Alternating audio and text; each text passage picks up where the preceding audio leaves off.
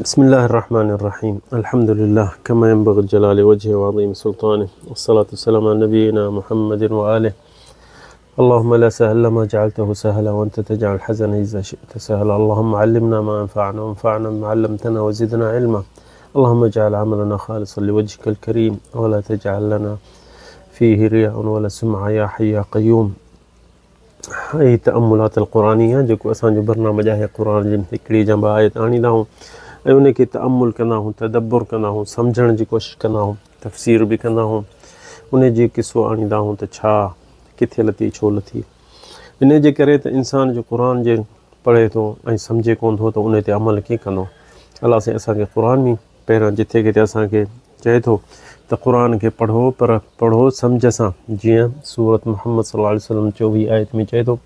अफ़ला यतदब्बरून अल-क़ुरआन अम अला क़ुलूबिन अक़फ़ालुहा। हिन क़ुरान खे छो नथा दिलि सां पढ़नि, छो नथा सम्झनि, जा हिननि जे दिलनि ते ताला लॻी विया आहिनि। ऐं जिथे किथे इहो ईअं चए थो असांखे त क़ुरान खे पढ़ो, सूरत निसा में, जा सूरत अल-मुमिनून में, जा सूरत साद में, ईअं चए थो त क़ुरान खे पढ़ो पर सम्झो क़ुरान खे। सो हीअ असांजी तअम्मुलात अल-क़ुरानी 166 हिसो आहे, 166। अलाह साईं हिन में बरकत विझे त असांखे सवाबु थिए ऐं दोस्तनि खे बि फ़हम हुजे ऐं उहे बि अमल कनि क़ुरान ते, त असांखे सवाबु मिलंदो ऐं उन्हनि खे बि सवाबु इंशाअल्लाह मिलंदो। अॼु जेकी असां वटि आयत आहे 100, इहा आयत आहे 188। 188 आयत जेकी आहे सूरत अल-आराफ़ जी। अल्लाह ताला हिन में चए थो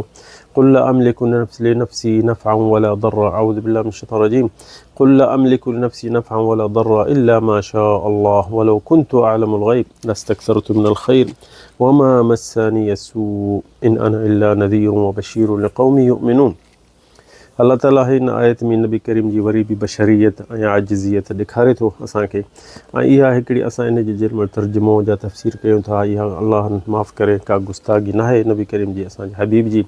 असांजो ताज आहे, असांजो सरदार आहे, सईद अल कौनैन आहे, शफ़ीउ अल अव्वलीन वल आख़िरीन जो आहे, असांजो शफ़ी क़यामत ॾींहुं उहो हूंदो। असां सभु को चाहियूं उन जे भरिसां हुजूं, उन जे साए में हुजूं त असांजी शफ़ाअत करे। तंहिंजे करे ई तकलीफ़ूं कयूं था त क़ुरान जो तर्जुमो कयूं था त दोस्त बि सम्झनि, पर हर शइ खे पंहिंजी जॻह ते रखिजे। छो जो असांजे पाकिस्तान में ख़ासि त माण्हू जेके चवंदा आहिनि त नबी करीम खे इल्मुल ग़ैब आहे, नबी करीम जीअं चाहींदो थींदो, इहो ईअं कोन्हे। जीअं क़ुरान पढ़ंदा त ख़ुदि बि ख़ुदि सम्झी वेंदा, असांजे चवण जी बि ज़रूरत कान पवंदनि। त इहो मके वारनि हिकिड़ो हिननि नबी करीम खे सल्लल्लाहु अलैहि वसल्लम जे मञनि कोन पिया नबी करीम खे, त उनखे छा चवनि त असांखे इहो ॿुधा त कॾहिं मींहुं वसंदो ऐं कॾहिं सावक थींदी, कॾहिं माल वधंदो ऐं असां तिजारत कहिड़ी में हथु विझूं जो असीं कमायूं, जे तूं चईं थो त मां नबी आहियां। इहे मके वारनि इहो सुवालु नबी करीम खे चयो, तूं चईं थो नबी आहीं, तोखे सभु शइ जी ख़बर आहे, त असांखे ॿुधा त कहिड़ो सामान महांगो थियण वारो आहे त असीं वठी अचूं, ऐं किथे मींहुं वसे थो, किथे नथो वसे, ऐं किथे ज़मीन हींअर साई थिए थी त उते फ्रूट सब्ज़ी थिए थी, असीं वठी अचूं। त नबी करीम खे इहे अहिड़ा सुवाल पुछनि पिया त नबी करीम सल्लल्लाहु अलैहि वसल्लम ते इहा आयत नाज़िल थी सूरत अल-आराफ़ जी 188। त अल्लाह ताला हिन आयत में असांखे छा थो चए, सम्झणु इहो थो चए त ओ मुहम्मद तूं पंहिंजे उम्मत खे ॿुधा,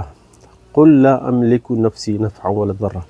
चओ, जिथे बि असीं इत्तिफ़ाक़ कयो त जिथे बि क़ुल जो लफ़्ज़ हूंदो, यानी या मुहम्मद तूं पंहिंजे उम्मत खे चओ क़ुल ला अमलिकु, मां त पंहिंजे लाइ बि कुझु नथो करे सघां, क़ुल ला अमलिकु लिनफ़्सी नफ़अन वला ज़र्रा, न मां पंहिंजे लाइ को फ़ाइदो करे सघां थो, न मां पंहिंजे लाइ को नुक़सानु करे सघां थो, इल्ला मा शा अल्लाह, अल्लाह जी मर्ज़ी आहे। वलो कुन्तु अअलमुल ग़ैब, ऐं मूंखे जी ग़ैब जी ख़बर हुजे, जीअं तव्हां चओ था त ॿुधायो त कहिड़ी शइ महांगी थींदी, कहिड़ी सस्ती थींदी, किथे मींहं बारिशूं पवनि थियूं त उन पासे असीं वञूं, उतां माल मतो वठी अचूं त असां वरी तिजारत कयूं। उहो पंहिंजे लालच में पिया सोचनि नबी करीम खे तबलीग दीन जी हुजे, त हिते अल्लाह ताला चए सो कुन्तु अअलमुल ग़ैब, जे मूंखे ग़ैब जी ख़बर हुजे लस्तक्सरतु मिनल ख़ैर, त पोइ मां अञा बि ख़ैर पंहिंजे लाइ चाहियां ऐं मां नुक़सान खां परे थियां। वमा मस्सनिय सू, ऐं मां नुक़सान में छो पवां हां, तकलीफ़ुनि में छो पवां हां। वमा मस्सनिय सू इन अना इल्ला नज़ीरुन व बशीरुन लिक़ौमिन युमिनून, मां त सिर्फ़ु नज़ीर ऐं बशीर आहियां, माण्हुनि खे ड्रिजाइण आयो आहियां त आख़िरत अथव, हिसाब अथव, ऐं बशीर बिशारत ॾियण वारा जेके सिधा आहिनि, जेके सही था हलनि, त उन्हनि माण्हुनि जे लाइ मां लिक़ौमिन युमिनून, जेके ईमान वारा आहिनि उहे फ़ाइदो वठंदा,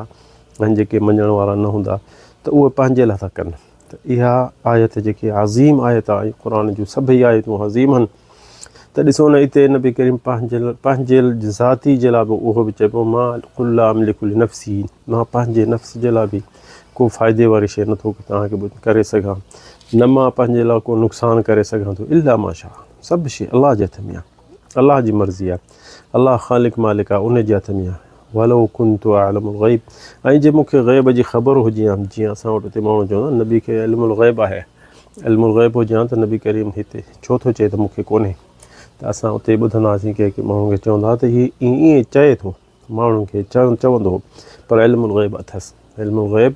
जेको जिब्रील इल्मुल ग़ैब खणी ईंदो हुओ अलाह जे तरफ़ां, उहो त नबी करीम खे ख़बर हूंदी त हीअं थींदो, हीअं थींदो, हीअं थियण वारो आहे। पर जेको हिकिड़े शइ खां, हिकिड़े माण्हू खां उहा ॻाल्हि निकिती, ॿिए ॾे पहुती, टे ॾे पहुती, पोइ त उहो इल्मुल ग़ैब त कोन्ह थियो।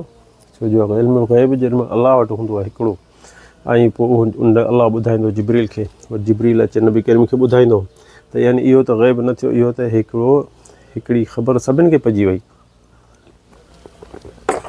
त जीअं आख़िरत जूं क़यामत जूं निशानियूं सभई नबी करीम खे अलाह ताला इतला ॾेई छॾियो जिब्रील जे ज़रिए। जीअं क़यामत जूं निशानियूं आहिनि, असीं सभु तर्जुमो कयो हुन किताब में, त इहे जेके आहिनि त इहे इल्मुल ग़ैब मां निकिरी वियूं। छो जो अलाह ॿुधायो जिब्रील खे ख़बर पइजी वई, वरी जिब्रील अचे असां नबी करीम खे ॿुधायो, त इल्मुल ग़ैब इहो न थियो, हिकिड़ो इतलाह करे छॾियो अलाह साईं उन मां। इल्मुल ग़ैब अलाह वटि आहे सिर्फ़ु। ऐं हिते अलाह साईं नबी करीम खे इहो बि इन जे करे थो चए त पंहिंजे उम्मत खे चई छॾ, कुल चई छॾ, जिथे बि कुल अचे त यानी अलाह चए थो पंहिंजे उम्मत खे ॿुधा, पैगाम ॿुधा। कुल ला अमलिकु, मां त पंहिंजे लाइ बि कुझु नथो करे सघां, नफ़अन वला दर, न नुक़सानु न फ़ाइदो पंहिंजे लाइ बि नथो करे सघां। नबी करीम तव्हां ॾिठो था जंगनि में केतिरा धक लॻियसि, ताइफ़ वारनि पथर हणी हुन नबी करीम जो खून कढी पेरनि मां, मथे मां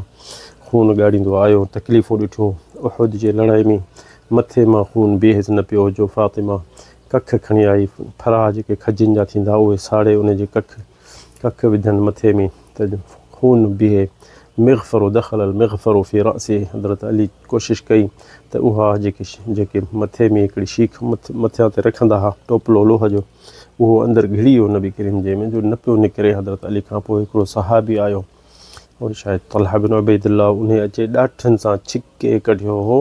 ऐं तलहा खे चयो त एॾो ज़ोर तो लाथो, चई त जे मुंहिंजा ॾाठूं सभु निकिरी वञनि हा त नबी करीम उन चयो सहाबी त जे मुंहिंजो ॾाठूं सभु किरी पवनि त बि मूंखे क़बूल आहे, हबीब आहे मुंहिंजो सल्लल्लाहु अलैहि वसल्लम, ऐं उन जे लाइ मां हर शइ करे सघां थो। त उहे छिके कढनि त पोइ खून कोन पियो नबी जो बि आहे, ऐं उहो कख विधंसि, ऐं नबी करीम जे ॾाठूं में धकु लॻो। हिकिड़ो इब्न क़ुम आहे, उन धकु हयोसि मिंजनीक़ सां अलाए पथर सां, त पोइ नबी करीम जो ॾाठूं भॼी पियूं। ॾिसो न इहे सभु धका। ऐं जंहिंमहिल उहद जंग ते वञे पियो त मुनाफ़िक़ जो उबई बिन सलूल, उन खॾा खोटरिया ऐं कख मथां रखे छॾिया, साईं खे वठी ओॾां लंघाए पियो, साईं किरी पियो खॾनि में। त इहे सभु तकलीफ़ूं छो थियूं आयूं? नबी करीम जे घर वारी उमुल मोमिन आयशा जी गिला हली, त नबी करीम खे सम्झ में कोन पई अचे ॻाल्हि, ऐं हुनखे पंहिंजे माइटनि ॾे छॾे आयो महीनो खनि, जेसि ताईं सूरत नूर नाज़िल थी। त इहे सभु जेके आहिनि छो शयूं इहो हुजनि, जे नबी करीम खे इल्मुल ग़ैब हुजे हा त इहा तकलीफ़ त न अचे हा न। त इहे सभु दलील जेके आहिनि, इंसान सीरत तारीख़ पढ़ंदो त सभु शइ ख़बर पइजी वेंदी। पर असांखे इन सीरत ऐं तारीख़ में छो वञूं, जेॾीमहिल अलाह जो कलाम असांजे हथ में आहे, तव्हांजे घर में पियो आहे, जिथे किथे पियो आहे पढ़ी। असांखे अलाह साईं जिथे किथे चए थो कुल ला यअलमु मन फ़िस समावाति वल ग़ैब इल्ला अल्लाह, कुल ला यअलमु मन फ़िस समावाति वल अर्दिल ग़ैब इल्ला अल्लाह। न आसमान न ज़मीन में इल्मुल ग़ैब कंहिंखे बि न आहे, न इस्तिताअत आहे, सिर्फ़ु अल्लाह खां सवा। ऐं हिते ॾिसो नबी करीम चए थो कुल ला अमलिकु नफ़्सी नफ़अन वला दर्रा इल्ला मा शाअ अल्लाह।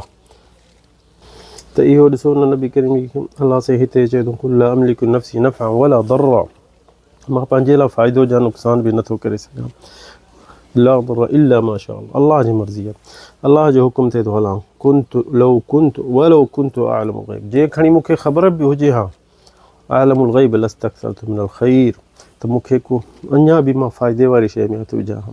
जे मूंखे ख़बर हुजे हा ख़ैर जी। वमा मसनी सू, ऐं मूंखे को नुक़सान ई न पहुचे हा। इन अना इल्ला नज़ीरुम मुबीन, साफ़ सिधियूं साफ़ आयतूं आहिनि, जेके बि अलाह साईं चए थो त हीअ ॾिसो वमा मसनी सू इन अना इल्ला नज़ीरुम व बशीरुन लिक़ौमिन युमिनून, मां त बशीर ऐं नज़ीर हां, सिर्फ़ु मोमिननि जे लाइ मुस्लमाननि जे लाइ ऐं जेके मुंहिंजी तबलीग क़बूल कनि था मां उन्हनि जे लाइ अचां थो उन्हनि खे सम्झाइण जी कोशिशि कयां थो त जेके मञींदा त उहे पंहिंजे लाइ फ़ाइदो वठंदा। ॾिसो नबी करीम मदीने में जेॾीमहिल वियो हो ऐं उनखे ख़बर पई त मुंहिंजो जेको क़िबलो पहिरियों जेको क़िबला माण्हू बैतुल मक़दिस ॾे पढ़ंदा निमाज़ त उते जिन निमाज़ ओॾे मुंहुं करे पढ़ंदा त नबी करीम खे ख़बर पई त इहो खसिजी वेंदो काफ़िरनि जे हथ में हूंदो यहूदियुनि जे हथनि में हूंदो त नबी करीम 6 महीना अलाह खे सताईंदो त या अलाह मुंहिंजो क़िबलो मटा या अलाह मुंहिंजो क़िबलो मके ॾे कर त न 6 महीना नबी करीम अलाह खे सत मथे करे सॾु कंदो हो राति ॾींहं त या अलाह मुंहिंजो क़िबलो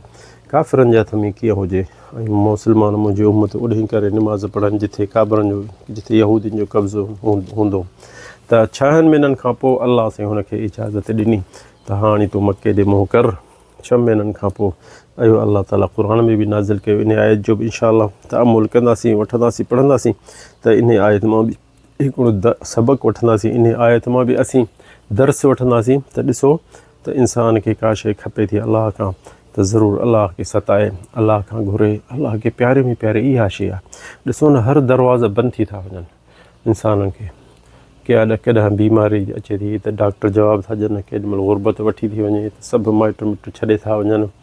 केॾीमहिल का तकलीफ़ अचे थी त माण्हू सभु हथ पढ़े था वञनि पर कॾहिं अलाह तोखे मूंखे छॾियो आहे न कॾहिं अलाह साईं असांजे तुंहिंजे मुंहुं में अलाह साईं दरवाज़ो पंहिंजो बंदि कयो आहे न। राति थी थिए माण्हू दरवाज़ा बंदि करे सुम्हनि था पर अलाह हिकिड़ो ख़ालिक मालिक दरवाज़ा खुलिया पिया आहिनि त मूंखे सॾु कयो मूंखे पुकारियो मूंखां घुरो एतिरे क़दुरु जो आख़िरी राति जे हिसो जेको थिए थो त अलाह साईं आसमान ॾे पंहिंजी कुदरत सां लही अचे थो ऐं चए थो त मुंहिंजा जेके बाना आहिनि जेके मूंखे पुकारनि जेके मूंखां तौबा कनि त मां तौबा उनजी क़बूल करण जे लाइ तयारु आहियां जेके मूंखां का शइ घुरनि था मां उन्हनि खे ॾियण जे लाइ तयारु आहियां। उन टाइम में असीं सुता पिया आहियूं। हिते असांखे नंढिड़ो किसो यादि थो अचे त नबी करीम सल्लल्लाहु अलैहि वसल्लम सहाबनि खे गॾु कयो त यमन फ़तह थियो आहे। हाणे यमन ॾे असांखे माण्हू मोकिलिणो आहे अहिड़ो जेको इल्मु बि हुजे दीन बि हुजे ऐं उहे माण्हुनि खे उते वञी दीन सेखारे त सभिनि खे कंहिं कहिड़ी ॻाल्हि कई सहाबी काफ़ी गॾु थिया अबू बकर उमर उस्मान ऐं मुआद सभई गॾु थिया त अबू बकर सिद्दीक़ नबी करीम खे सल्लल्लाहु अलैहि वसल्लम खे चयो त या रसूलल्लाह इस्तशरतना लौला अन्नक इस्तशरतना मा तकल्लमना तूं त जे ॻाल्हि कंदो हुई त असीं तुंहिंजी ॻाल्हि कोन मोटाईंदो त नबी करीम चयो त फतकल्लम क़ौम कुल्लुम बिराए सभु कंहिं पंहिंजी ॻाल्हि कई त कंहिं चयो फलाणे खे मोकिलियूं कंहिं चयो फलाणे खे मोकिलियूं त नबी करीम सल्लल्लाहु अलैहि वसल्लम अबू बकर चयो त मुआद खे मोकिल इहो आलिम आहे ऐं सम्झ ऐं ॻाल्हाइण बि तरीक़ो अथसि माण्हुनि खे उते वञी दीन सेखारे त नबी करीम सल्लल्लाहु अलैहि वसल्लम उन्हनि खे चयो त मां तव्हां छा था चओ त हुननि चयो त